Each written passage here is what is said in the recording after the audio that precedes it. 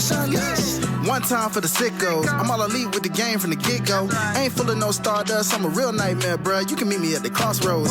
Business is booming, I feel like the hearse and the kid, and they tell me don't hurt anybody. I'm way too fly like Kevin, I could do this all night. Step back, it's a private party, I'm more dirty than dumb with the way I live. No saint like Ricky with the vibes I give. Looking at my watch, it's about that time. When I hit them with the toodles, it's a lot like Tiff. Might as well call me Tony, they don't even know that I'm timeless. AJ Francis, all I really know is first class. $1 million man, too priceless, you ain't even over. Shout out to my dogs like Bron, baby, I'm a limit breaker. You are just a death rider, can't rest in peace. I saved that for the Undertaker. Proceed with caution, but you ain't Naomi. Can't book the team, your name must be Tony. IWC say you got to go. I like Jermaine and Crash running, let's start the show.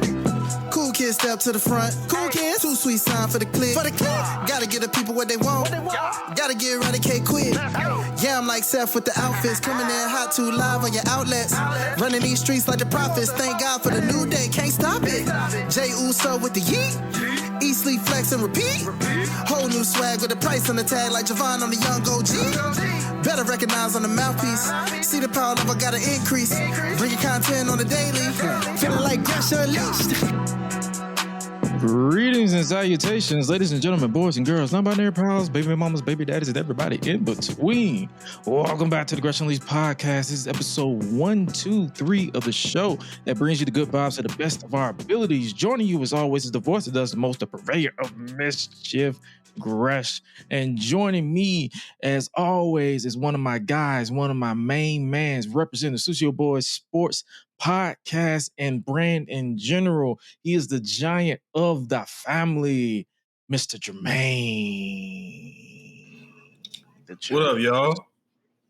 No. Man, it's been a crazy week. Been kind of a crazy week. I say kind of. I won't say just absolutely crazy. It's just been kind of crazy. Yeah, like just we've had a lot going on in the world of wrestling, the world of sports. Yeah, apparently the streets are telling me Tyrese choked. Bruh. Hey, bruh, let me tell you something, dog. I watched that game, bruh, and I'll get into it more tomorrow night on Sucio Sports, 8:30 Central, 9:30 Eastern. But like, Tyrese did not choke, bruh. Tyrese is dealing with a couple of different injuries, and then he hurt his calf. In Game 5, and I watched the replay of the play that they think he hurt it on, and that could have easily looked like an Achilles injury or something like that. But it definitely is a calf strain. He's having an MRI, I believe, sometime today to determine the severity of it.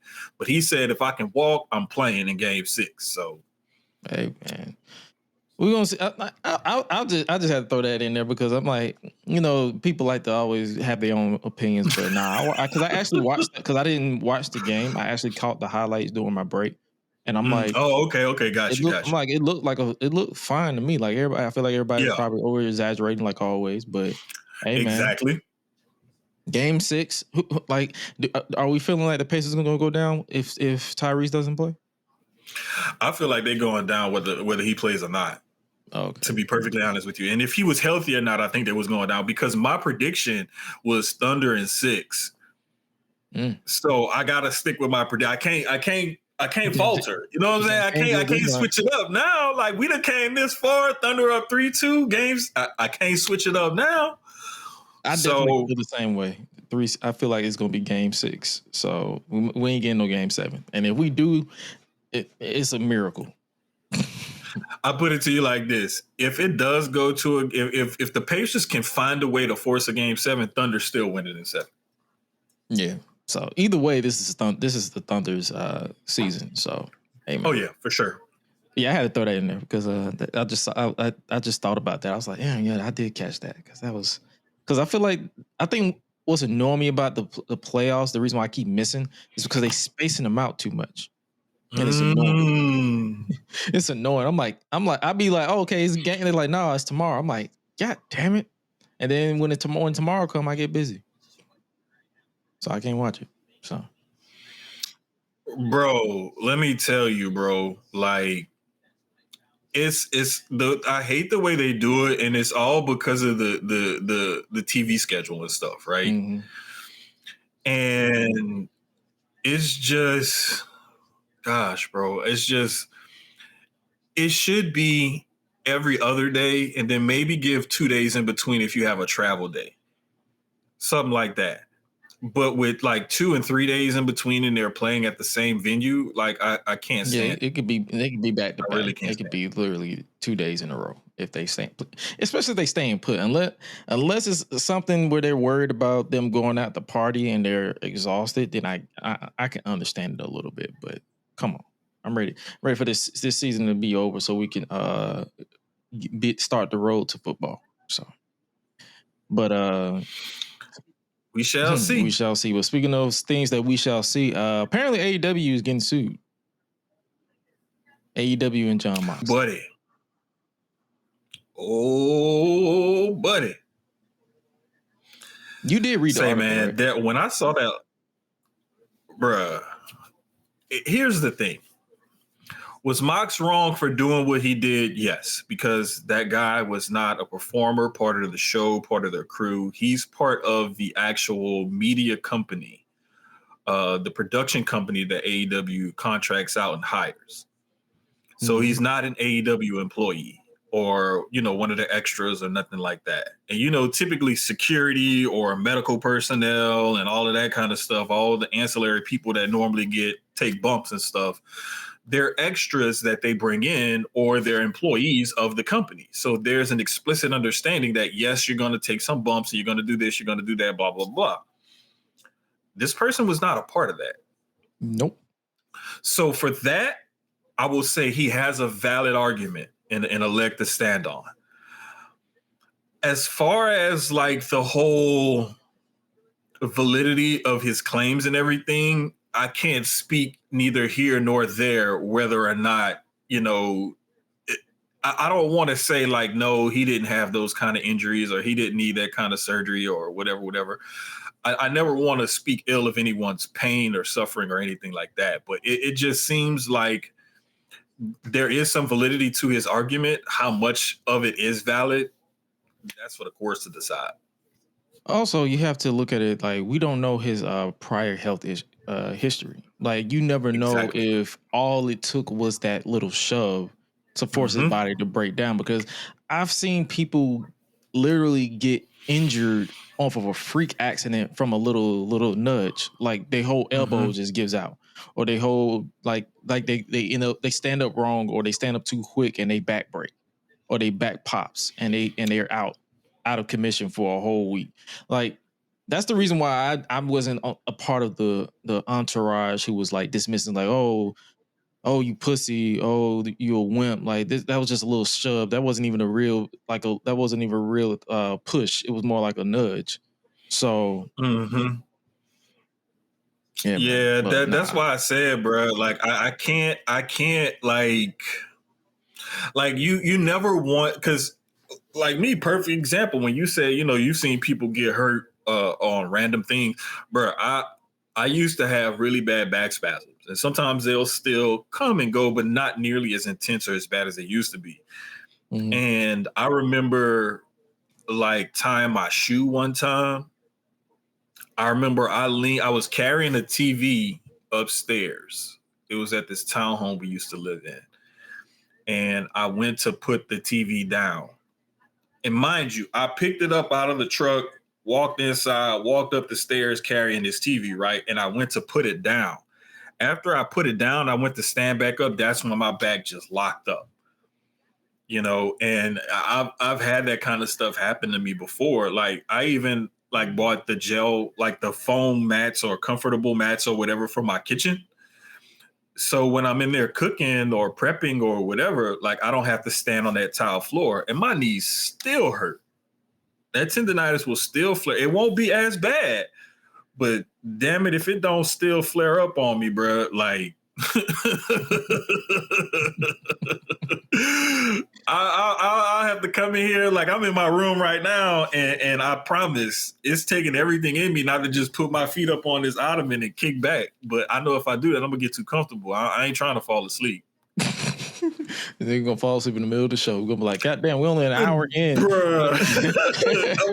I'm gonna be slumped over. Y'all gonna see me like God forbid if I start snoring or something. Right, Jermaine. Right. Hey, just hit that gunshots sound bar real quick. Hey. Duck and cover. Gonna wake up like what? Man, listen. Shout out to John Alba and the SI Sports Illustrated for reporting this. I want to give proper credit where credit is due for sure keeping up with this case. And also we'll try our best to keep up with this case so that way it's like, is it like, do I think that AEW will probably pay out? Probably, because whether the however you feel like how long it took for him to file this lawsuit, he still got pushed without prior knowledge. Whether it was a big push or a little shove, he still got pushed. He was supposed to only get the screwdriver, but obviously Mox in the heat of the moment, because that happens in wrestling. You have a spur of the moment, like, let me not just get it, let me just push this dude out the way just to get more extra heat on the spot. It happens, but nevertheless, it's a bad look regardless, however the severity you feel like it is. So there's that. Also, more outside news, I guess you could say. Did you check? I guess not outside and inside. Did you check AAA this weekend? I did not get a chance to watch it, but I did see the results. And I saw the note that you put in there. The whole thing with Vikingo getting booed, it actually goes back to when they took the title off of Del Rio. And people weren't very happy with how that all went down. And I'm under the impression that a lot of the AAA fans are feeling like he's a little too WWE, or like they're trying to force him and push him or whatever. So it's almost like a similar thing to like how I remember when Roman got booed at the Royal Rumble that year, even though The Rock was standing right there next to him. It's similar to that is the impression that I'm getting from everything that I'm the tea leaves that I'm reading, basically. So it's just, man, it's one of those things where I really hate it for Vikingo, because he is a very exciting wrestler, and he's one of those guys that when you see him perform in the ring, no matter who I've seen him perform against, he puts on the show, and he's gonna have at least one or two oh shit like moments every match. And the guy's an amazing performer. The entrance with the mask and the cloak and everything, and he puts it all together. And I'm just really, it's messed up, but I mean, that's the position that they put him in, you know? And the way the match ended with Del Rio, it was like someone came in the ring and hit Del Rio over the head with a guitar and then moved him in position for Vikingo to hit his 450 senton splash. And then he pinned him, and it's all like taking place right in front of the ref. And then the match at AAA was like super overbooked. If you want to talk about WrestleMania 40 with Cody and Roman being overbooked, that was at least overbooked and executed flawlessly. Right. This was apparently overbooked, and it was clunky as hell. Because at one point, Del Rio was handcuffed to the rope, but the handcuffs apparently broke or something. I mean, bro, it was a mess. It was a mess. And I understand why the fans were upset about it, but I'm going to just say it again. Trust the process. Just trust the process. That's all we can do right now. But right now, the process is looking extremely flawed. Yeah. Now, I put this in here because I know you watched way more than I did, and I saw a lot of people talking about it. And I'm like, he got booed. And I saw the clip. And I'm like, fascinating. So, hey, you explained it perfectly. Also, we have, as you all saw the picture if you're watching in video format, Los Garza are the new AAA tag team champions. Hey, man, I'm happy for those guys, for real, because, like, they're both legacy performers. Their dads, uncles, cousins, and everything before them. All Lucha Libre stars down in AAA and or CMLL. So it's basically like an ode to their legacy. Christian, that was a good way to call it, the Monterey screw job. Nice one. But I'm happy for those guys, man, because they left their comfort zone and decided to go with WWE, years ago. And people were thinking that those guys were on the verge of getting cut, sent back down to Mexico, not being used very much. They got sent back down to NXT and then called back up to the main roster again.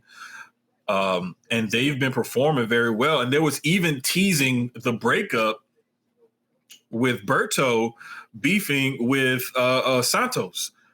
And so, just before AAA and before Worlds Collide, you were thinking like, damn, like, are they actually going to break up? Are they going to stay together? But they, rallied around each other, stayed together, and, took the win at Worlds Collide. And then they went to AAA and got the AAA tag title. So very happy for those guys. Well deserving.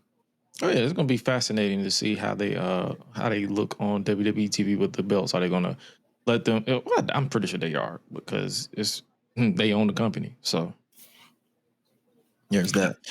Speaking of WWE in Mexico, WWE Super Show Mexico has officially been announced. I believe they announced it at Triple Mania. WWE, part of the TKO, to announce a return to Mexico this upcoming July, so next month, at the Arena CDMX Mexico City on Saturday, July 26th, and the Arena Monterrey on Sunday, July 27th. These will mark the only WWE events taking place in Mexico in 2025. So this will be the only time you'll see WWE in Mexico, period, apparently. So, hey, man. Make sure you guys tap into that if you are listening to us over in Mexico. So, hey, do your thing. Yeah, I'm glad they're actually doing these two shows back to back like this to just kind of, further establish that foothold that they have down there. Like, you can't just buy AAA and then run AAA the way you want it to without bringing your main roster talent down there to show some face. So, and I really hope they also get a little bit of mix of some AAA talent on those two cards for those two shows. That would be even better, to better endear yourselves to the audience down there.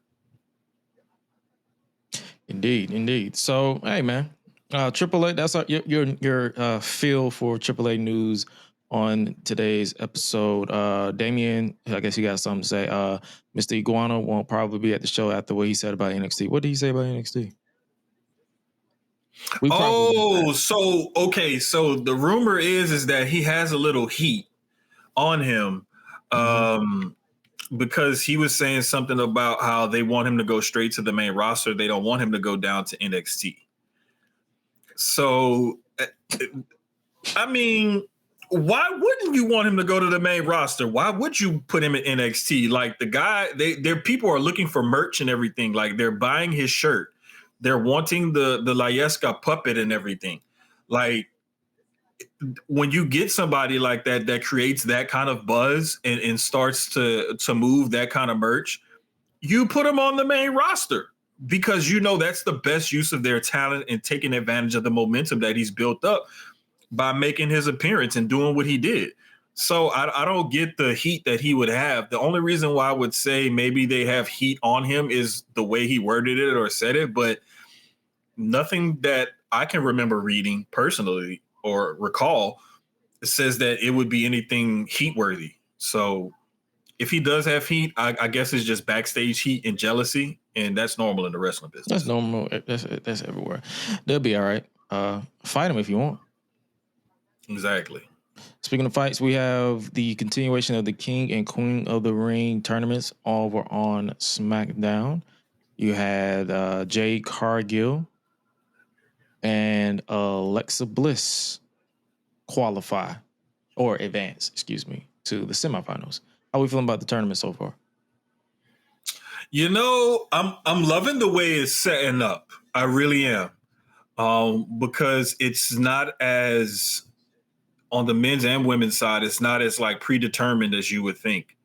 And they did that even last year, where in the final, you saw Lyra and Nia, and it was like, oh, Nia's going to obliterate her. But Lyra gave her a good match. And when you saw Cody versus Gunther, I was like, oh, snap. Like, this is like I couldn't call that one. Like, I really couldn't, because I could see it go either way. And I love when I don't have that predictability involved. And this is what I'm seeing, because in that match, particularly the one that you're showing, I just knew, I was like, Charlotte's got to win this one. She's got to win this one. She's been taking L's. She's been having that confidence thing, da-da-da-da. And then the way they pulled off the finish for it, she had the figure 8. Old girl did not want to tap. Nope. Bliss does the Sister Abigail DDT and gets the 1-2-3. Like, it was just masterful. The way they're pulling stuff off by still getting us invested in these storylines and the finishes of these matches with definitive finishes, I'm loving it. Oh yeah, me too. I'm interested to see, because they're still obviously teasing something with Alexa and Charlotte, because Charlotte keeps it's either gonna be a match or they're gonna unite. We don't know. Yeah, and I love the fact that they're managing to further storylines, but not burying anybody, like some people will say. Like, some people will take Charlotte with her losing streak as, oh, she's getting buried. You don't bury a 14, 15-time women's champion. You don't bury someone you call the queen. You don't bury Charlotte Flair. That does not happen. There's no such thing. And I don't care what nobody say. That woman is already a 15, 16-time women's champion. They keep removing and adding certain title reigns that she had. Like, they're not counting that Divas title. If you I thought they were. No, they're not counting. They're counting it as the when they merged when they reintroduced the women's title. So anything post WrestleMania 32. Yeah, basically. So, but if you go to her Wikipedia and you actually count every last one of them, she's already a 16-time women's champion. And in WWE alone. So I don't know, man. Like, I always laugh when people be like, oh, she's a 14-time. I'm like, man, technically she's a 16-time, but they don't want to count certain titles. Yeah, I don't like that, man. I really don't. Like, and I'm going to do a little bit more research myself to verify and make sure, just simply because, like, I just feel like, man, they got to be counting that one, because I want to say she won a Divas title at least twice. Okay, so basically, I'm going right here now. WWE Women's Champion 6 times. WWE SmackDown Women's Champion 7 times. WWE Divas Champion 1 time, the final. 14. NXT Women's Championship 2 times. Now, see, that's the one they're not counting. Okay, I know they want to count one of them. It's the NXT one. That's the one they're not counting, because as I'm tallying it up, I'm like, okay, yeah, that's 14. And then if you add the 2 NXT, is 16. Yeah. But they don't count the NXT titles when they're talking about your main roster run. So, because if that was the case, I want to say Seth Rollins would be like an 8-time champion. I know he held the NXT title once because he was the inaugural NXT title winner. Yep. But if you hold that NXT title, do you go back and count the FCW title runs that guys or girls may have had? Oh, yeah. Because if that's the case, Seth will be FCW 1 time. Mm-hmm. He would be the WWE champion 2 times, World Heavyweight Champion 3 times, so that'd be 4. Universal Champion 2 times, 5, 6, and the NXT Champion 7. He'd be 7-time champion. That's what I'm saying. And then it's also a slippery slope if you start counting the quote unquote developmental titles, because then if you count NXT and FCW, do you count OVW? So then you would have to retroactively go. It's just way too slippery of a slope. And then, to be fair, Ric Flair is like a 24-time champion anyway. So it's like, that's why I'll be laughing when they be like, never before singing 17. I'm like, technically, Ric Flair is like 20. He has like 28 titles. But nah, it's funny how that conversation always comes over whenever Charlotte Flair is brought up. And speaking of championships and John Cena, we definitely had. How did you feel about that confrontation between him and Punk? Because he had two confrontations. John Cena was out throughout the entire show. John Cena was everywhere. Let me tell you something, man. They said you only got how many dates left? All right, bet. So we got you for that full date, right? Cool. We gonna use your ass. Like, yeah, we gonna use you in the opening. We gonna use you, big dog. Like, look here. We got 3 hours to fill. Listen, you gonna be on here a lot, brother. We got, I think it's like 12 or 15 segments in a 3-hour show, something like that. Mm-hmm. Listen here, buddy. You gonna be in at least 4, 5 of them. I loved it though, man. I loved it because even though, like we talked about, even though he and Punk both have lost a step as far as their in-ring ability is concerned, they have not dropped off at all on the mic. Now, I will, with the caveat that Cena has been kind of robotically almost corny in this heel run for the most part. 100%. But Punk brings out the best in him on the mic and in the ring. And I can say without a shadow of a doubt that Punk has not lost it at all on the mic. He has not lost it at all. Cena may have taken a step back just because he's so used to, doing his thing that he hasn't really been pushed. And especially in this new heel role, we haven't really, like, outside of that one fiery promo he did. Yeah, he hasn't really done anything to make me say, oh, wow, like, yeah, I'm looking forward to that, or I can't wait to see it. But this exchange with Punk, even the facial expressions he gave while reacting to some of the stuff Punk was saying was good. So I loved it. It's like, I like how he was like, yo, it's time for Punk to accept that he's a hypocrite and all that stuff. Like, and then I like that you talked about his delivery. I actually feel like this was the better, because I didn't watch it live, the opening, because I think I was just getting home, so I didn't really catch it. But then I watched it because I just got up, because I stayed at work late that day, so I had to, yeah. But I caught it, the YouTube upload, because they love uploading John Cena promos in full. So I watched it and I'm like, yo, this is actually the best promo he's cut in this role in a hot minute.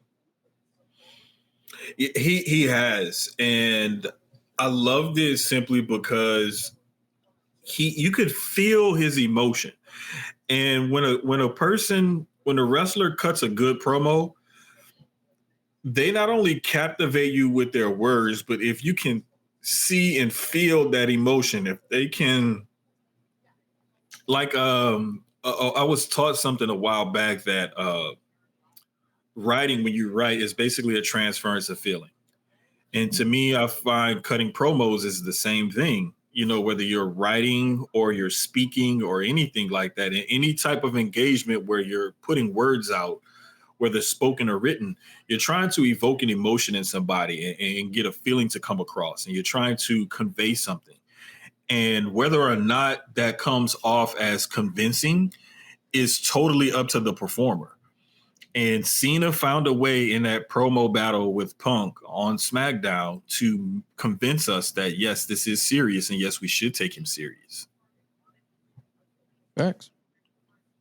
Someone else we need to be taking serious is R-Truth, or Ron Killings, if you will, because he cooked John Cena twice. Please put some respect on that man's name. But they're still calling him R-Truth. It's like they're juggling between the both. That's what's pissing me off about it. I'm not gonna lie. It's not even Ron. It's the announce team. It's almost as if they're having a hard time grasping that he is Ron Killings and he is no longer R-Truth. No matter the promo last Monday, the appearance on SmackDown, just everything that he's done has spoken to, this is Ron Killings now. And he keeps telling you he's driving now. I'm driving now. And we got to respect it, because the last thing I want is for Ron Killings to come after me if I'm some announcer and I keep calling him R-Truth. I feel like that's what he need to do on SmackDown. He needs to, because it's gonna be him and John Cena on SmackDown in a non-title match. Mm-hmm. But I think he needs to come at the announcer like, keep playing with me, keep calling me R-Truth, keep calling me R-Truth. Go for it, keep going.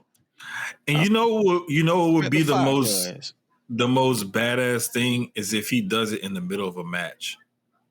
Mm-hmm. Just walk out and be like, I'm hearing you. You're loud. If he does it in the middle of a match or in the middle of a promo, oh my God, bro! Like I would lose my mind.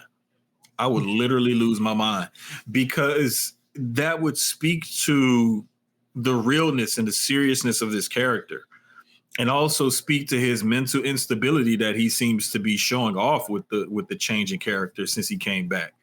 So I love it. I love it. Oh, for sure. Damien said, I'm confused. Is he a heel or a face, or is he a black version of Batman? He's not a heel nor a face. He's just Ron Killings.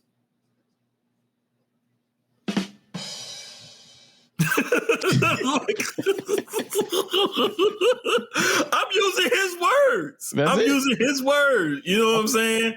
So I don't know, man. I'm loving the development and the depth of his character, though, because we always knew that he had this in him. And for them to don't feed me that bullshit line of part of the show and all that. Yes, it's a part of the show because it's on the show, but that wasn't in the script, is what I'll say. So it is to me, it's like it's almost as if he's just perfect. Whoever said that from the Public Enemies, he's a vigilante for sure. All right, appreciate it, Grant. Because it's like 4 or 5 of y'all. Yeah, like, I know it ain't you. Yeah, I mean, I'm on the pod with you right now, but I'm just saying. But like, nah, man, I love it because when they allowed him to really lock into that character, oh yeah, he's definitely the new Murder Onk. He's Murder Onk. New rules Kilzuski. I just called him Murder Onk for short. It's much easier to pronounce. Yeah, let's call him Murder Onk. But like to let him get into this character and let him use his real name and everything in this last run, however long it is that they keep him around, I'm so glad that they're doing this because it does show a total 180 from the character that he's been playing over the last 10, almost 15 years or so in WWE. You know, the last time we saw a serious character from him was when R-Truth was having that heel run in 2011 against Cena with Miz and Awesome Truth and everything. Right. He was serious about a week, and then they put a gimmick on him where he was like Little Jimmy, and I like the remix where he's like, you suck.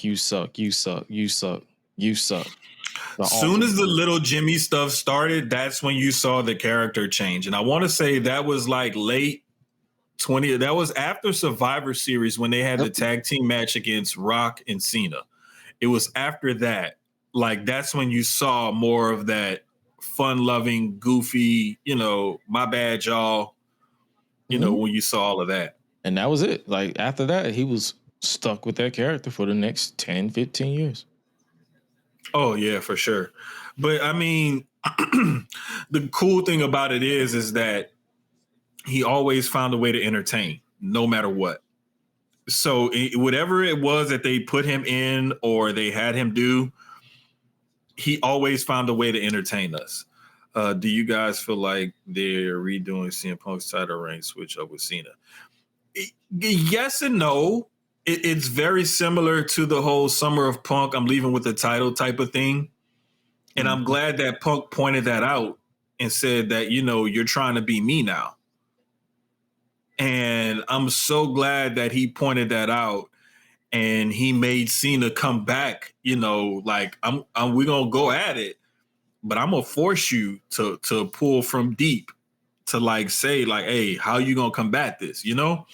So I'm glad that they're actually doing it. And I'm glad that Punk addressed it, because had Punk not addressed it, everybody online, the whole entire IWC would have got their collective panties in a bunch and was like, they're doing the same thing that Punk did. They're just copying Punk. They're just copying Punk. So I'm glad that he addressed it. Yep, that's it. And Damien said, do you guys think he needs a big push at his age? Because in my opinion, I don't think he does. I mean, he's on his retirement tour basically with his contract, and WWE is pushing new younger talent, so pushing him would, I'm guessing, something else. I wouldn't. Honestly, this is the push.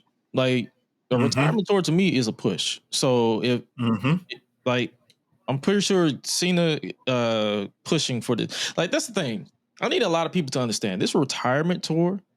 The reason why this retirement tour is a letdown for a lot of people is because they fantasy book themselves into a false sense of security and not accepting the reality that John Cena is washed. CM Punk is washed. R-Truth, Ron Killings is on his, whether he sticks around or whether he leaves, they're friends. So he's like, okay, come along. Let's ride this wave as long as we can. And then whatever we do from there, we'll figure it out. Like, that's what I feel about it. Like, that's the reason why it's not.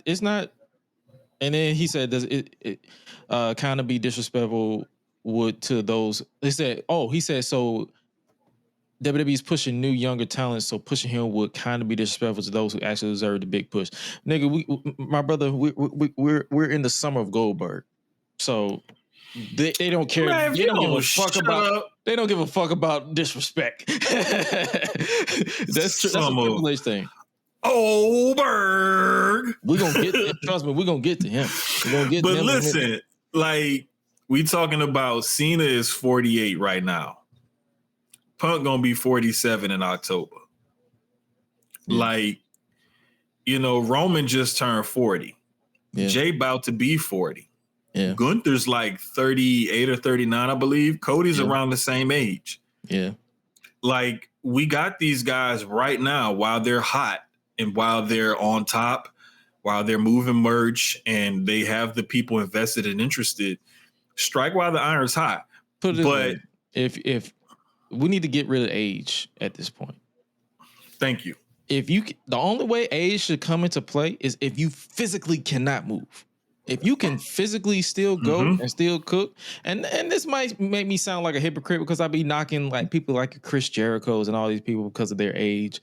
But at the same time, if they physically can go and they physically draw attention and physically people physically and verbally care about them, push them.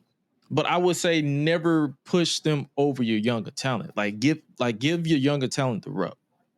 You always want to make sure you position your younger talent in a way that you can easily pull them up to the main event scene without having to do a whole lot of work to create that believability. And even though you have a bunch of top guys who are of a certain age, it just depends on what you're capable of physically. Because like we can look at an R-Truth, and R-Truth, I believe, is 52 or 53 years old. 53. But R-Truth can still go. Like, he can still do the scissor kick, and he can still do if you want him to do a damn spin-a-rooney, and he can still do that drop down split pop up move and all of that kind of stuff. Like, he can still go, and he still moves like he did 10, 15, 20 years ago. I don't see a huge drop off in his talent or abilities as far as in-ring work is concerned. Could that be from not being used in the ring as much? Yeah.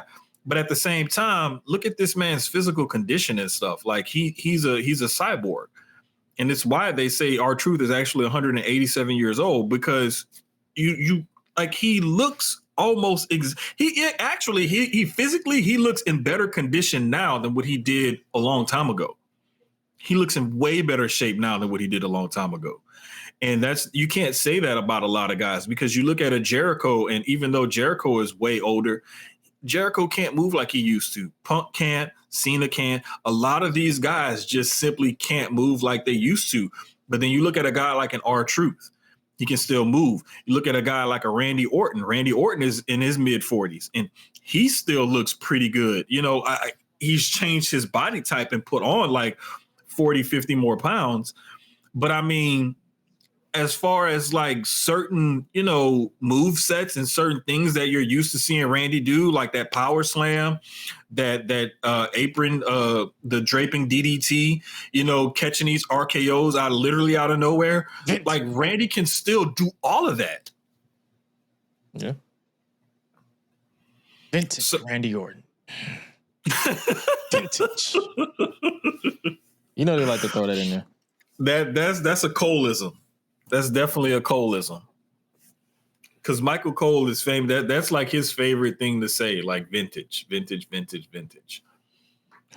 But speaking of vintage, Tiffany says everybody's vintage. She got a vintage verbal laceration from Miss Money in the Bank. At least in my opinion. Some people may not think, but hey, how are we feeling about the continued star of the show in Miss Money in the Bank, Naomi? Hey man, I said it before, and I'll say it again. Naomi is the best character in wrestling right now. Naomi, yeah, there we go. Naomi. Yeah, definitely the best character in wrestling right now, and she continues to prove herself every week on the mic, in the ring, and especially on social media. And there's a reason why Black Wrestling put her on the pseudo cover of the BRP 50 is because she's hotter than fish grease right now. And it's just one of those things, man, where like I'm glad she's getting this time to shine because she's proven that, again, like an R-Truth who has that 180 in their character. Like a lot of people where they either go from face to heel or from heel to face, regardless of the turn, when that person turns and they make you believe in that new direction of that character, and they not only make you believe in the new direction of that character, they almost make you forget that they were something else before.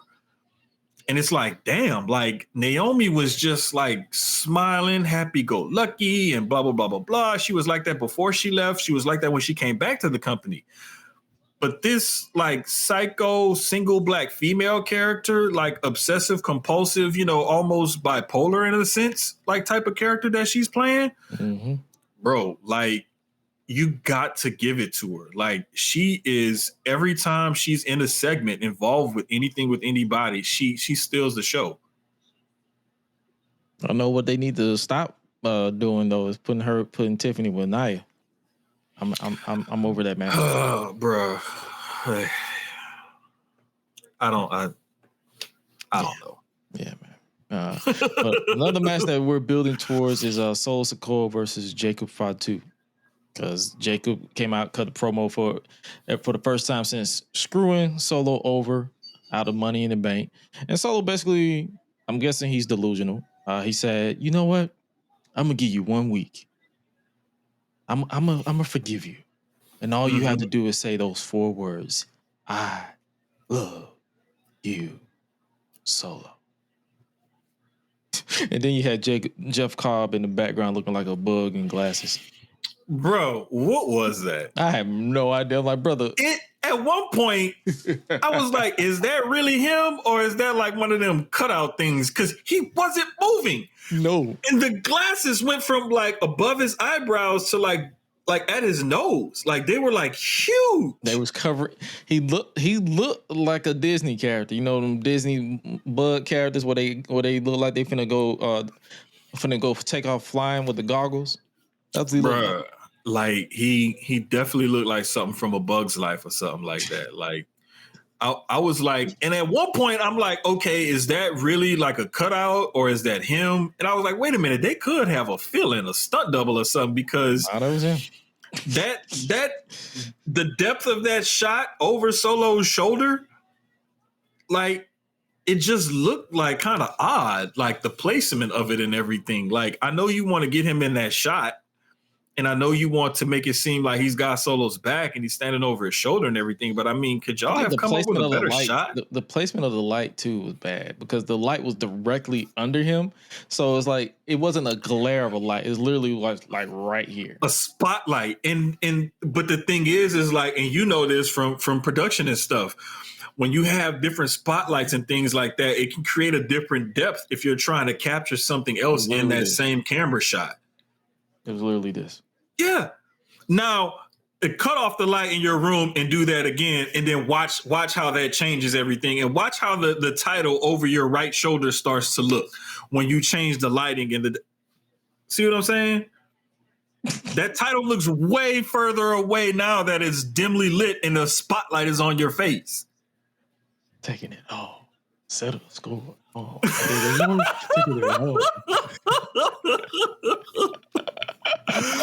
Hey, I'm not gonna lie. We the ones. They got two of the nicer.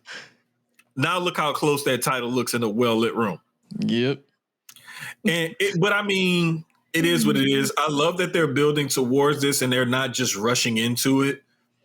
And Solo gave that caveat. I'm gonna give you a week. So we know that he's gonna give Jacob a week. Jacob's probably gonna come out and not do it, and they may have some sort of physical confrontation. And that's going to start the build to Night of Champions and or Saturday night's main event or something like that. So, hey, I'm just looking forward to seeing where they go with this and what direction they take this in. Do we think they're going to use that to bring in Hikuleo? Debut on main event? Yes, he did. He sure did. He debuted before main event. He wrestled the dark-haired one from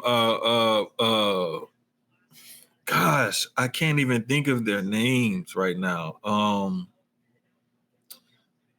Yes, boy. Oh, Pretty Deadly. Pretty Deadly. There we go. I have a hard time figuring out their names and stuff. But yeah, he wrestled them. He, from what I saw, clips of the match that I saw, he still has like a little bit of work to do. And this is why they've been having him training and whatnot and holding him off of TV so that they can shore up some of those areas where they feel like he needs a little bit of tightening up before they bring him on, primetime TV on a regular basis. But it's interesting because I remember one of the promos Jacob cut. And the only reason why I remember it, to be honest with you, is because I saw like somebody had a baby Jacob Fatu video that they posted with that AI stuff. Mm-hmm. And it was like, yeah, me and Tama. So if Tama is aligned with Jacob, where does that leave his allegiance to Solo? Because remember, when they first started teasing this and Tama was still around, Tama looked kind of torn. Yeah, he was basically Jey Uso. Right. And so now you got JC Mateo, Jeff Cobb with Solo firmly. Tungaloa is still out hurt. We don't know why Tama's been gone. And they just brought up Hikuleo to debut on a main event to start getting him ready. So there's still a lot of moving parts around all of this bloodline 2.0, whatever you want to call it. But I'm again, the way they're keeping it open, and we have so many questions about so many ancillary players that we don't know where they're going to fit in the storyline. I'm happy with it because I love the way that they're telling the story, that they're not microwaving, TV dinnering everything. Some stuff is just a nice slow cook and watch it play out. Yeah, I agree. That's all we can do is just watch it play out. And you know what we've also been watching play out is Melo continuing to do jack shit. That's how I feel at this point. It's just like, I love Melo and I understand what they're doing. Sometimes you have one of these things where a guy has to go on a losing streak or something like that. And he's going to get tired of losing. He's going to get tired of being passed over and, whatever. But the one thing where I will say I don't think they're, a quote, again, burying Melo is because Melo's been on TV every single week. Every week. If you want to talk about burying somebody, bring them out once every so often and always have them lose. And they're rarely on TV. And when you do see them on TV, they lose. That's burying somebody, diminishing their character to the point where, people no longer believe in that person. That's a burial.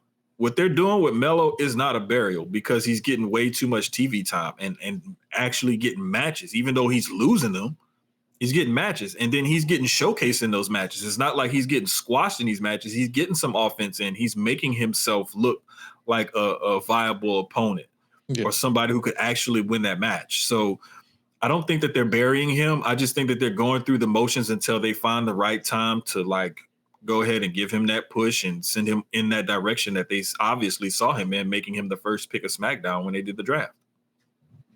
Oh, I agree. I understand the frustration of him constantly losing, and we haven't seen him with the Miz in a couple of weeks, so we don't even know what the situation is with that. So, hey man, we'll see. Like, this is a whole bunch of like, hey, we'll see where they go, and trust me, if it's not to my liking, we will definitely talk about it on this show. Oh yeah, we're definitely gonna talk about it because it's something like you said. We've been watching it, and every so often we have to bring it up and discuss it. It's not something that we can just shy away from. Right. So, what we also can't shy away from is the finals or semifinals that are now set for the King and Queen of the Ring. Jey Uso and Asuka are now in the tournament or have advanced to the tournament. How we feeling about the Raw side? Bro, I love it because I love me some Asuka, and I'm glad that she brought back the Kana version of her gimmick. You know, the little bit darker, a little bit scarier, you know, different face paint and whatnot. This is the version of Asuka I was hoping that returned, and I'm glad that we got it. One thing that I did notice is that even though she is clear, she did have on the knee brace.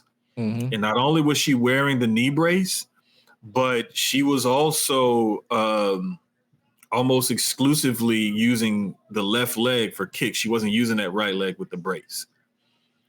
She gotta get back into comfortability and get back. Right. So it's a lot of little stuff like that I did notice. I don't blame her at all because a lot of the times when you're getting back into the thick of things, you want to be able to make sure that knee can withstand, you know, the type of rigorous, you know, activity that you're going to be doing. So yeah, keep the brace on, dress it up, make it look good. You know, Charlotte even had her knee brace. I want to say she bedazzled her knee brace. Mm-hmm. So there's always a way for you to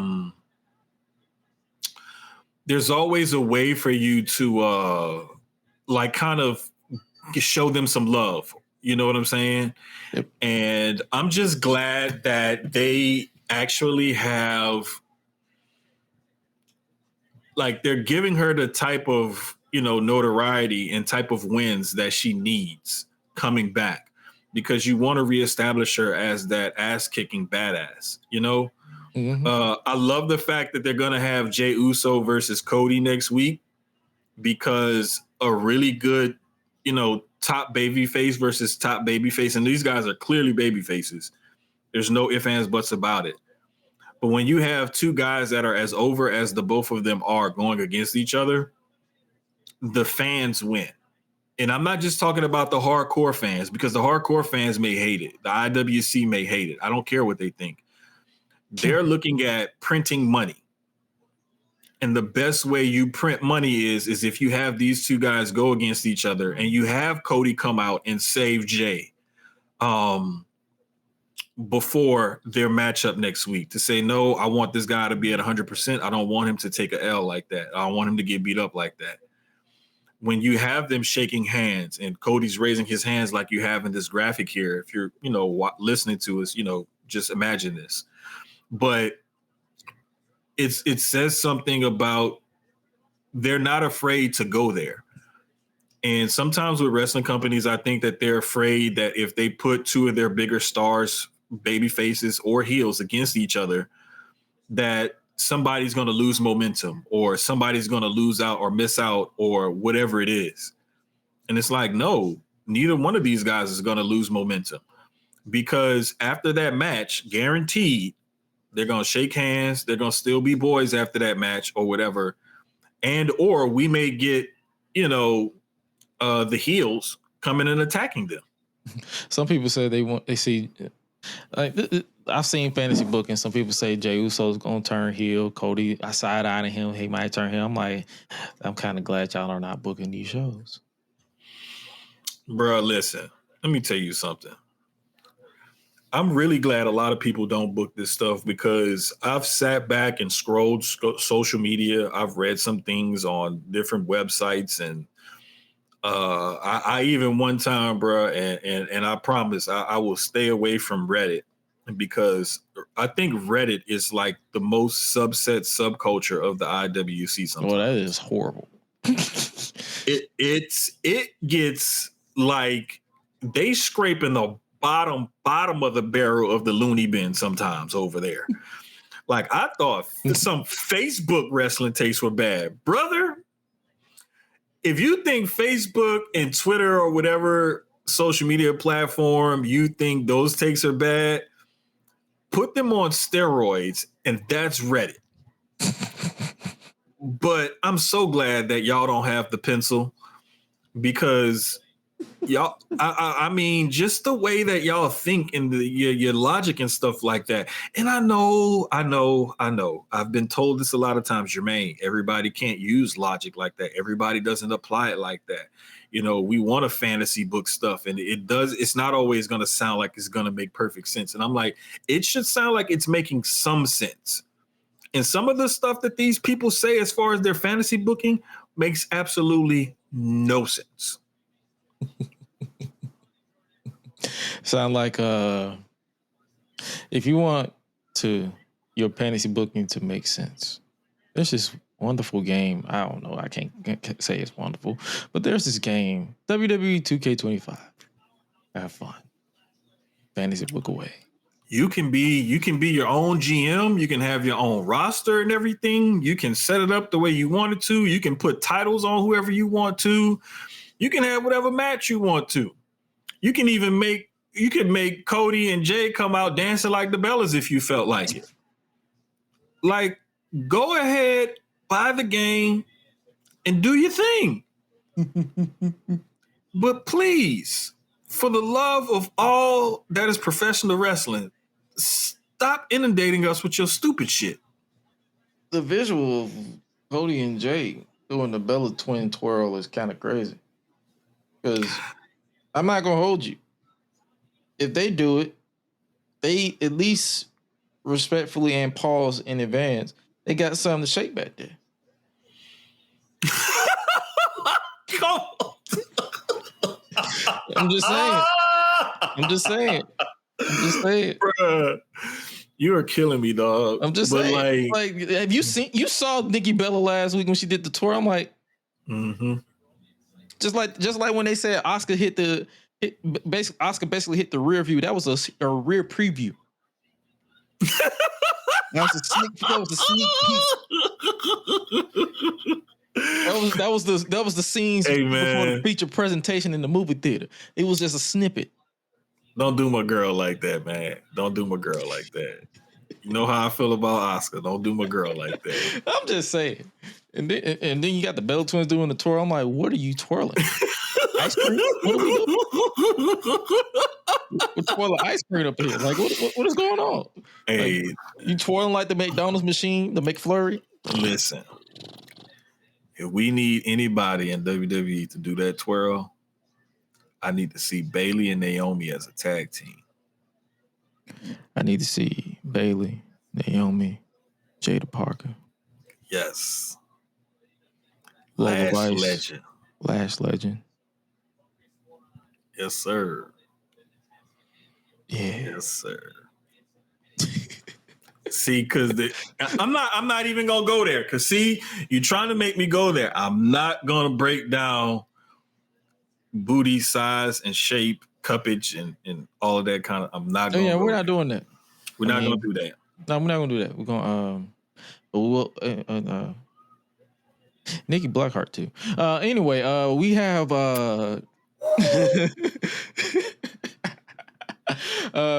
moving on to unfortunately we talking about the Bella Twins, Liv Morgan. Mm-hmm. She might be out. Yeah, bro. Separated shoulder, or at least shoulder popped out of place. Yeah, it looked kind of bad, man. Like, and it was a freak accident, you know. And I know some people are gonna say, well, Kyrie isn't working safe, and you know, she just got back, and two people already in matches with her got hurt, and so on and so forth. But what I will say is this: Zoe Stark, when she got hurt, she didn't have to jump when she did. She could have waited a little bit and or changed that spot. You're a veteran. You should know better. She was trying to time it right. It didn't work out. Landed on her leg funny. Accidents happen. Same thing with Liv. It was a simple, like, whether it was the knee that she took and the yank on her arm, or if it was the fall just a little bit afterwards, which I really think did it. Both of them is freak accidents. It just so happened to be while Kyrie was in the ring with them. So this whole she's not safe and all of this kind of stuff, and they wouldn't have her out there and back on TV wrestling again if she wasn't safe. She wouldn't be with the company and be in the position that she's in if she was not safe. So to have her in the ring with top talent, they're not going to put their top talent at risk if they feel like someone is unsafe. So let's just move away from all of that. Like, you could point to other things that other people have done that's actually unsafe more than you can say those two incidences are Kyrie's fault. Yeah, I agree. Like the amount of messages and replies I was getting, people saying, "Oh, Kyrie need to go back to the basics, this, that, and the third." How about you start the basics? Thank you. And some of y'all, even though you may have a little bit of training, or you feel like you got it because you've watched it, like, and I know I'm guilty of that as well. Like, I've never went out there and taken a bump. You know what I'm saying? Mm-hmm. And the closest I've ever gotten is just watching the way people work live and in person, up close and personal. And watching, you know, ungodly amounts of professional wrestling over the course of my however many years I've been on this planet.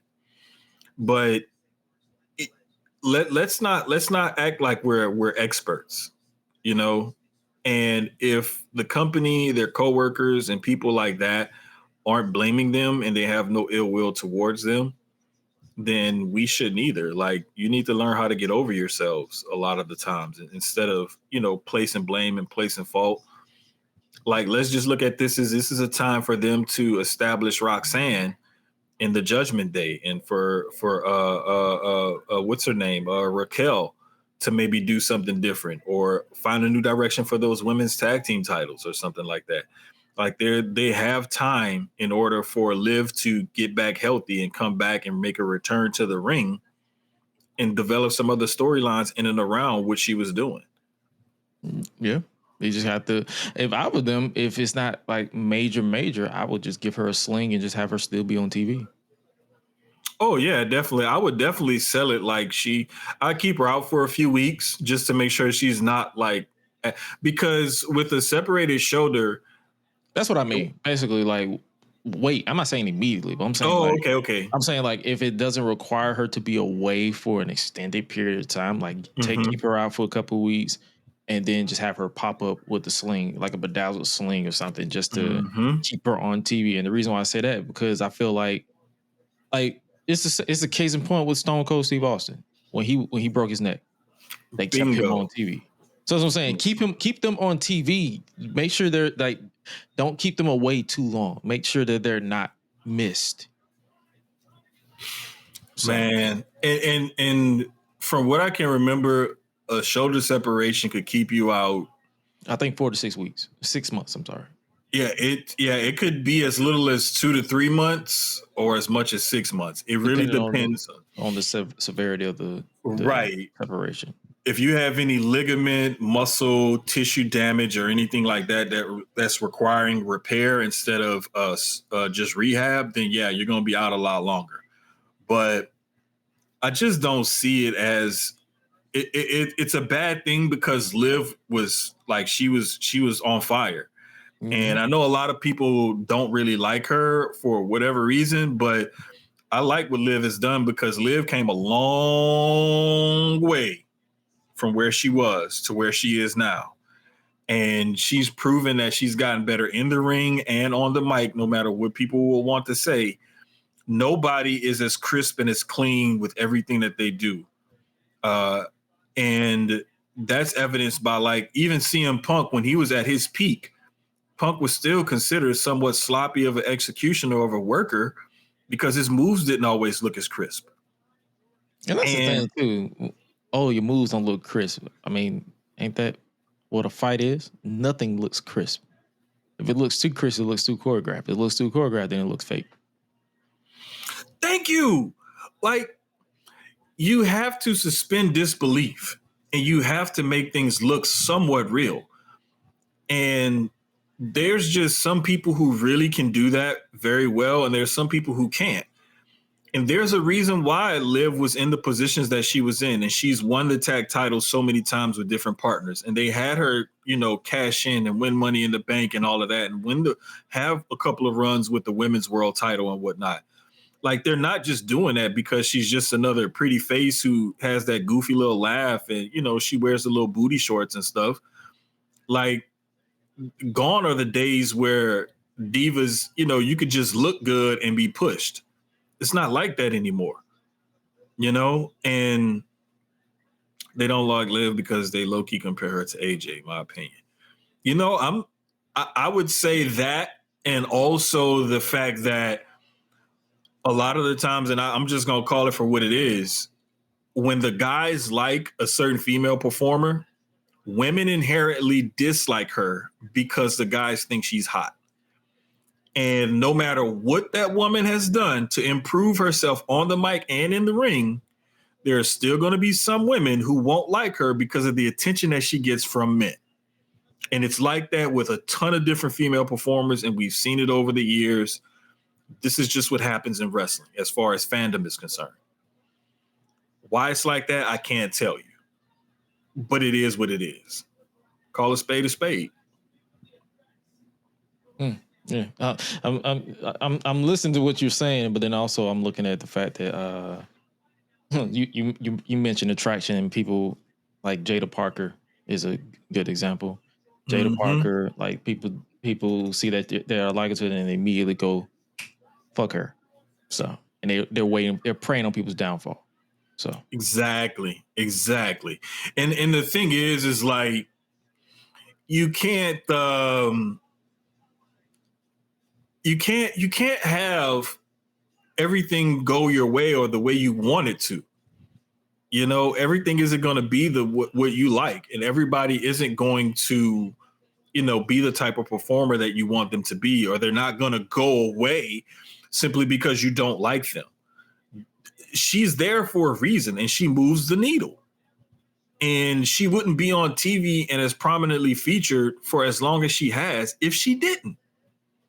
So they know what they're doing. They didn't become this multi-billion-dollar company with all the success that they've had by constantly screwing stuff up. Do they screw stuff up from time to time? Of course they do.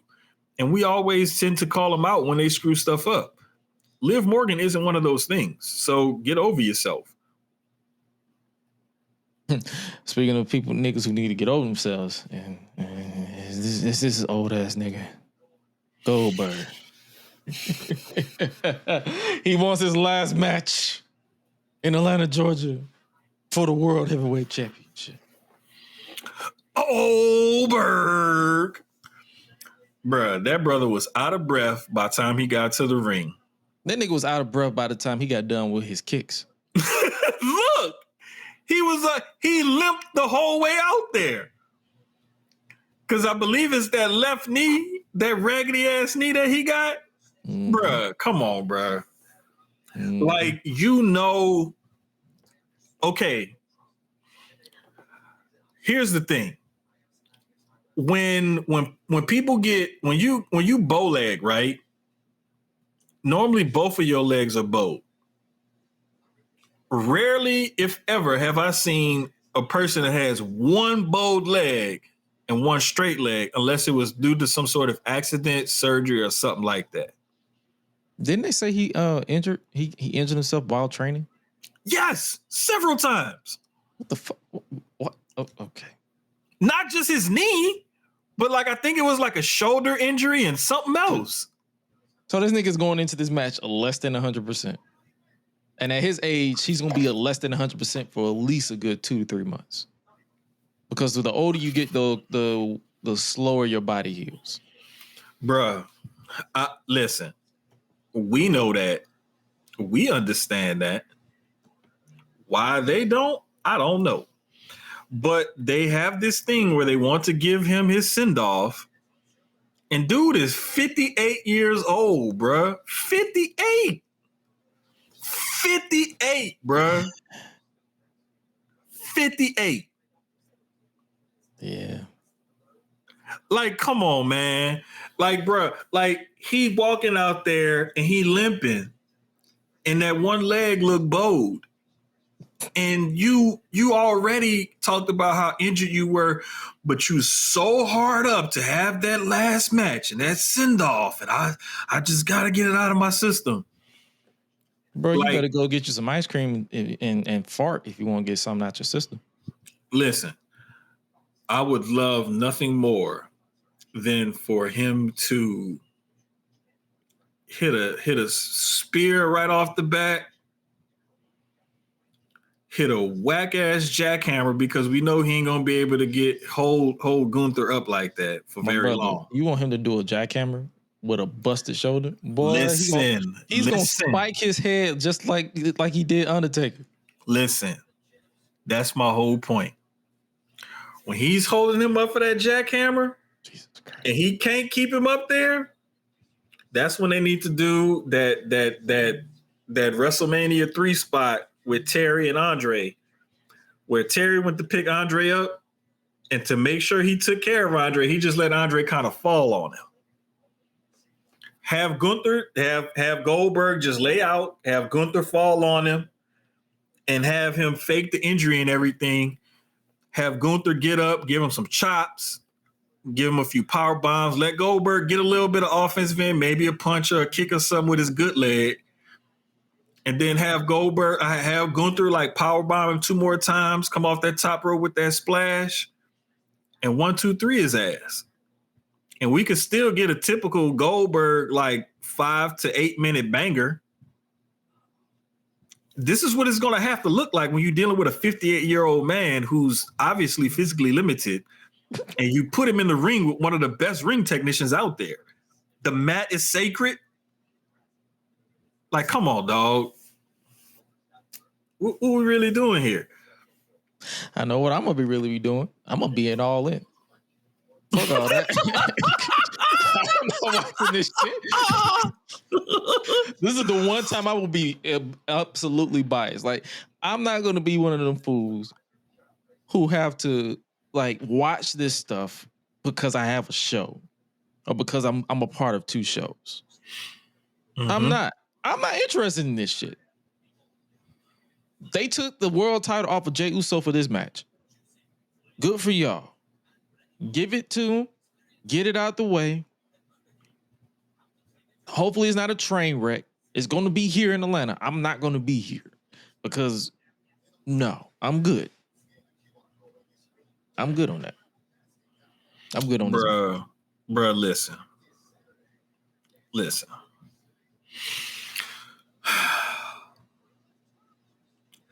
We could have had this match without the title, and it could have just been a grudge match. You know, you talk shit about my family, da-da-da-da-da. I just want to come in and have one last match and show that I still can whoop your ass, blah, blah, blah. They did it with him and Bobby Lashley, so it could be done. Exactly. Like, we can tell the same story with Gunther, and Gunther is a good enough storyteller and talker and agitator to where he could pump this story up and he could have this thing jumping and he could get people somewhat interested in the Goldberg match. But the fact that we got to watch this guy get a title shot and get the title taken off of Jey Y'all out here talking about Ron Killings getting the push. This what you get. This what you getting. And you know what's crazy? There's people actually out there that's excited about this. Kudos. People that want to see this. Kudos. Good luck. I'm happy for you. I'm sorry. I don't like All In is going to start, I think, around 2:00 my time, right? Mm-hmm. We know AEW going at least 4 hours with that pay-per-view. Yep. So around 6:00 my time, I might have an hour in between All In ending and Saturday night's main event starting. Yep. What I'm figuring is this is probably going to main event Saturday night's main event. It's only going to be a 2-hour show because we know they ain't running over 2 hours, especially with NBC and Peacock involved. Oh, yeah. You're going to have a whole bunch of commercials. Yep. I have a whole bunch of commercials. What we're going to see is this match will probably, like, they'll hit the entrances and everything starting at about 8:45-ish.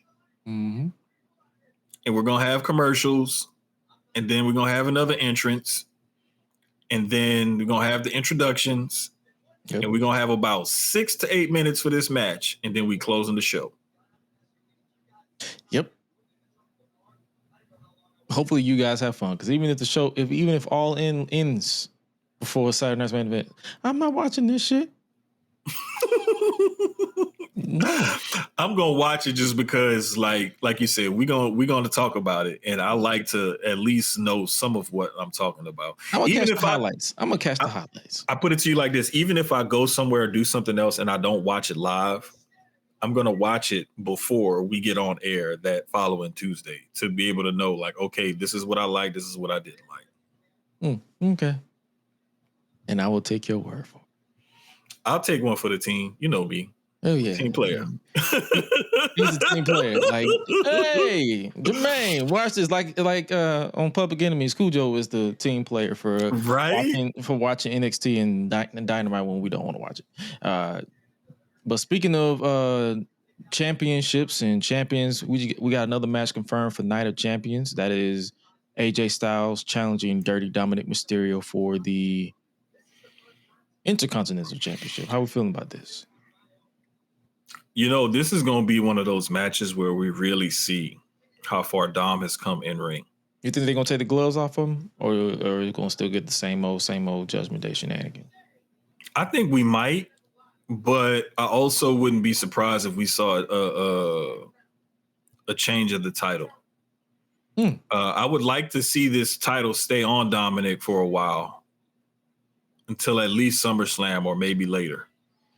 Because giving him a good lengthy run with that IC title, no matter how he retains it, is going to further validate him as far as when he's ready to go up to that next level.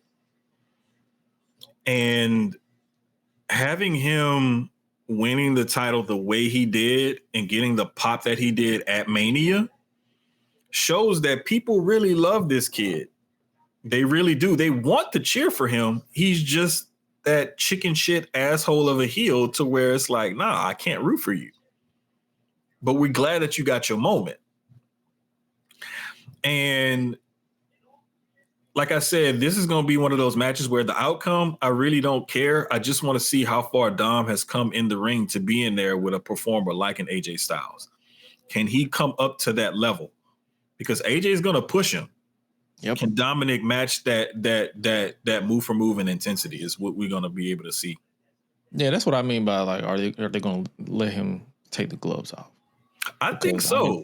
I think so. I think even if we get the tomfoolery and the shenanigans, I think from the time that bell rings until whenever the shenanigans and tomfoolery starts, I think that in between time is when we're really going to see what Dom can really do.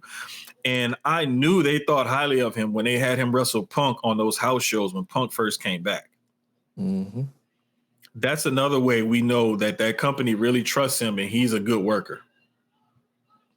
Hey, man, I'm locked in regardless because we got Night of Champions June 28th, I believe. And we got the finals of the King and Queen of the Ring tournament taking place there as well. So we're definitely going to be back here when they announce more matches, as well as when they when it's time for preview and predictions for that event. 1 p.m. Eastern Standard Time on a Saturday. I love those.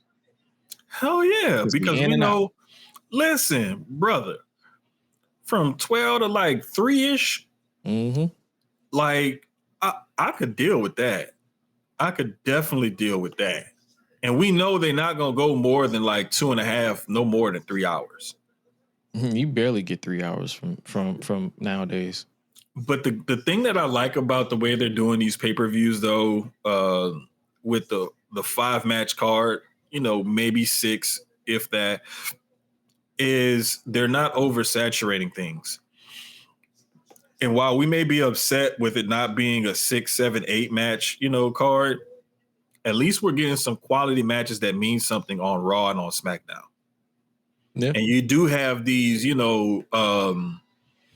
little bit more than a pay-per-view, but not exactly an episode of Raw or SmackDown when you throw in a Saturday night's main event. So what they're basically doing is just spreading the wealth around. And I have no problem with that at all. The only one time that I will say that I felt like a match should have been on a bigger stage was that tag team ladder match that they had on that SmackDown after Mania for the tag titles. That match, I think those teams went out there and they wanted to prove, like, you know what? Y'all could have put us on Mania, but y'all didn't. So we about to show y'all why y'all should have. And thank God that they gave them commercial free, 20, 30 minutes of time to get it done. But this match in particular, getting back to the main point at hand, I'm definitely looking forward to it. And I'm looking forward to this card overall because we don't know how this King and or Queen of the Ring tournament is going to turn out at all. Yeah, and I love the fact that it's shaping up SummerSlam without even months out too. So, hey man, I'm sold on it regardless. And speaking of AEW and the road to All In, AEW Mexico, AEW Grand Slam Mexico is going down tomorrow. Actually, we have a couple of matches lined up, including this one. Mercedes Moné looking for her. What is this? The 5th championship? Shoot, it's hard to keep up because she lost the New Japan one, so she had 5. I thought she had 4. Oh, she had 4. She looking for her 5th belt because it's like a lot of belts. She looking to add another one to her repertoire. No, it is 5 because I think she just won one in. You know what? You're right. You are right, and that was just this past week. Yeah, you're right. Yep. She did win that one in Austria. Okay, yeah. So she is. This is her 5th, and then if she wins at All In, that'll be her 6th. I'm not gonna lie, bro. At first, I wasn't looking forward to it, and you know me, I've been preaching. I want her to lose belts and crash out, and then develop that character even further. But I'm not lying, bro. It's something about her doing one of them Ultimo Dragon pictures or something like that. She could do it now. I don't know why she don't do it. I don't know why she don't do it. She could do it now. She has like 20 belts already. Bruh. I would love for her to recreate one of those types of photos. And it just speaks to her as the businesswoman and performer that she is, that she bet on herself. She's gone out and proven that she's still one of the best women's wrestlers in the world. And she's gotten a lot better on the mic. I will admit, she has gotten better as far as delivering on the promos and whatnot. We always knew she could go in the ring, but with her tightening up her promo skills and stuff, hey man, all more power to her. Like, I wouldn't be surprised if she won this title. And I also wouldn't surprise me if she lost this match, but she got cost this match some kind of way. By Tony? Yes, by Tony, or even by some other outside interference, distraction, something that ends up costing her this title. I mean, it's going to be a good match because I haven't seen Mercedes have a bad match, even if it's with an opponent that she's never touched before. Yeah, I agree. This show will also be 2.5 hours. So we ain't got to deal with 4 hours. We got to deal with 2. Thank God, because I'm not gonna lie. Like, I'd be staying up, but I'd be tired. I'll be a zombie by the time this show is done. Luckily, I got Juneteenth off. So, Hey, there you go. so if this goes too long and I don't fall asleep, I won't have to wake up too early. But the next one we got is MJF versus Mystico. As a match going down, we got Mark Briscoe versus Kazuchika Okada. I believe this is not time out. This is basically a continuation build of Okada shattering Kenny's guts. Pause. I think that the MJF Mystico match should be somewhat entertaining because MJF is going to try to thwart all of Mystico's Lucha Libre stuff. America. This one's going to be entertaining as well because despite what most people think, Mark Briscoe can actually wrestle. He may have that crazy man, wild style, hardcore, likes to bleed and stuff like that. But Mark Briscoe can actually really wrestle. And I think that he's going to shock a lot of people and Okada's going to end up winning the match. Yeah, that's not even a question. That he was going to lose. So, hey, it's going to still be a fun one. We have oh my fucking God. 12-man tag team match. Bandito, Temporlario, Atlantis, Adam Cole, Brody King, Daniel Garcia versus the Hechicero, Proto-Sheeta. Who the fuck? Okay. FTR and Josh Alexander. All right, bro. Yeah. All right, bro. The good guys are going to win. This would be in the match that I refill up my snacks. The good guys need to win because you have more CMLL stars over there with Templario and Atlantis Jr. Bandito, I believe, is a former CMLL star or a AAA star, but he's a former star in Mexico. And on the other side, you only have Hechicero, who's been a star in Mexico. So I think if you want to honor more goodwill and foster that relationship with those fans and with that company, let the good guys win. True. When he's not tweeting and deleting, you got Ricochet, Mascara Dorado, Hologram, and Leo Rush competing for 4 million pesos in a fatal 4-way match. I need to know how much. 4 million pesos? Yes, I'm about to look that up right now.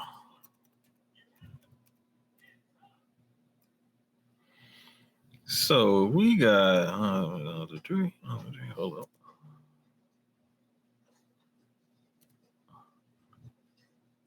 All right. 4 million pesos is a shade over $21,000. I'm sorry, $210,000. It's like, yeah, it's a nice little chunk of change. Chunk of change, nigga. I need that. It's a nice chunk of change. I need that change in my pocket right now. Well, here's why I say that is because I'm gonna go steal Hologram's mask. Listen, remember when it was the $100,000 challenge? Yeah. A couple months ago on AEW, and it had to be split between 4 people. Yeah. So to say it's 4 million pesos for one person, so it's 200. It's twice as much as they had before, and you only you don't have to share it with nobody. I wonder, do they actually get the money, or they just add it to their check? Man, this is performative. This is like, oh damn. I highly doubt that they're actually wrestling for $200,000. Tony Khan said, "Yeah, we're gonna be performative, but hey, man, you're not getting no more of my money. You're already getting paid enough." This is one of those things where if it was like $10,000 challenge or something like that, I could say, okay, maybe I could see that. But 200, nah, you ain't fooling me. You are not fooling me. And then we have another tag team match, 10-man. We had the 12-man. Now we got the 10-man. You got the Death Riders and the Young Bucks versus the Ops, Will Ospreay, and Swerve Strickland. The Death Riders and the Young Bucks are going to win this one because Ospreay and Strickland still trying to get their shit together. Yeah, I'm pretty sure Will is going to probably be selling the effects of getting super kicked with spikes. Yeah. So I think that Death Riders and Young Bucks need to win this one. If the Ops, Ospreay, and Strickland win this one, especially after they won the Anarchy in the Arena match, that side already won something. So it's time to, do that 50-50 booking shit and give it back to the other side. At this point, I'm just ready for them to do anything else because I'm over it altogether. Yeah, pretty much. And I think that's everything I got. You got anything else you want to add? Yeah, we pretty much tackled everything. We did, man. We really did. And I'm glad we did. I'm going to be honest with you. My hot take this week is I feel like AEW is dragging to All In. And I need something to kick into high gear because it almost feels like that period of time right before Mania where we feel like they announced the Jey Uso Gunther match too soon and the Charlotte Tiffany match too soon and all that kind of stuff. And we saw it was going to be Cena Cody and all of that. Like we saw a lot and they still had plenty of time in between, the last big event and Mania. I feel like that's where All In kind of is right now.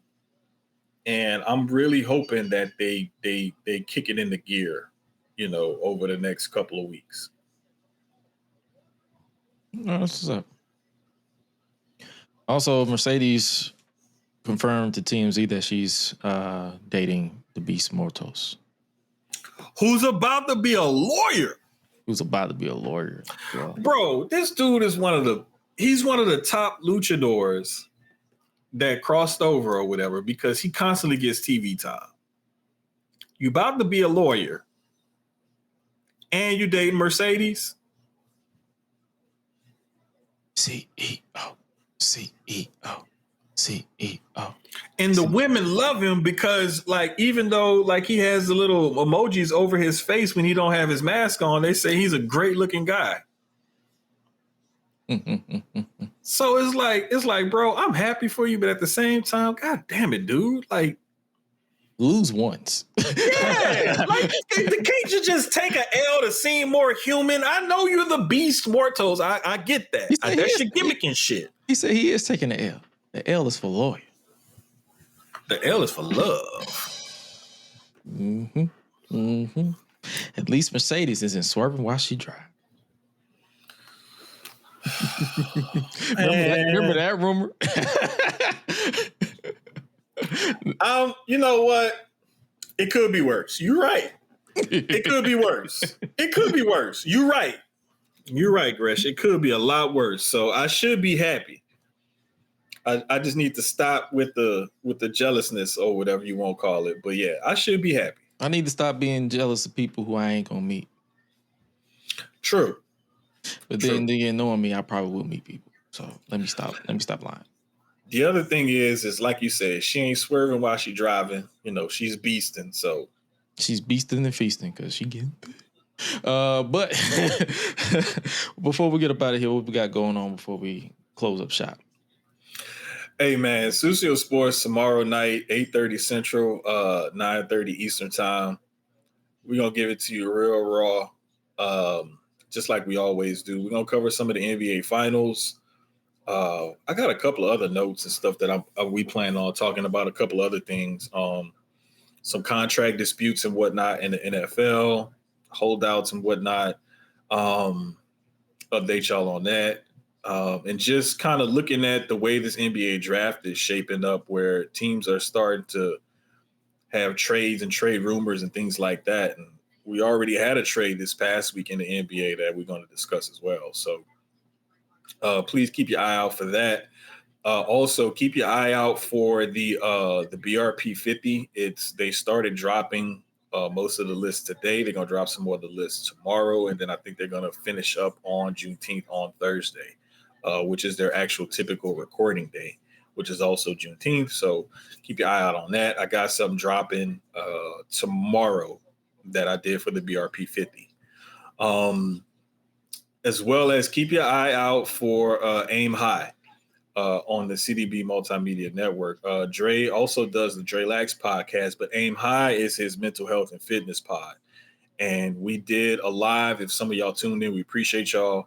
We did a live on men's mental health awareness and just, talking about it from our perspective, especially as Black men in our community. It's almost a taboo thing to talk about, but we tackled that subject this past Saturday.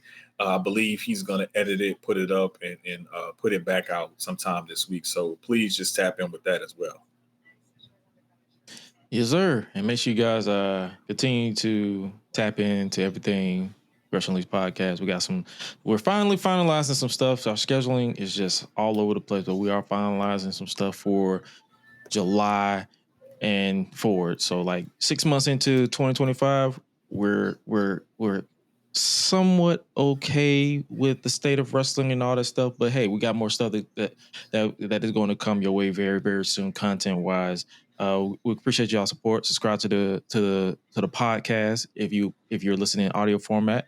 www.gressunleashed.com. We will be back next Tuesday. Also, make sure you guys tap into the Public Enemies podcast. We will be live and direct this Thursday, 7:20 Eastern Standard Time on Juneteenth, actually. So we will be having a Juneteenth edition of the Public Enemies podcast. What will we do? The same old, and we'll probably go above and beyond. You never know. Just make sure you guys tap in. With that being said, you guys stay safe out here. Make sure you guys follow our boy, the voice of the Unleashed Anthem, Highlight Reel. He couldn't be here this evening, but he will likely try to be here next week. You know how it is. Everything's copacetic over here. But with that being said, you guys stay safe out here in the street. Oh, before we get up out of here, song of the week. What you got? You know what I got? And it's perfect because hold up, let me pull up his name right quick. Secret Lovers by Atlantic Star. Since we just found out that Mercedes and Beast Mortos are dating now, and we're celebrating the fact that she's not swerving while she's driving, and Beast Mortos has to maintain his, anonymity, by posting the picture with the emoji over his face. He's not wearing his mask when they out in public.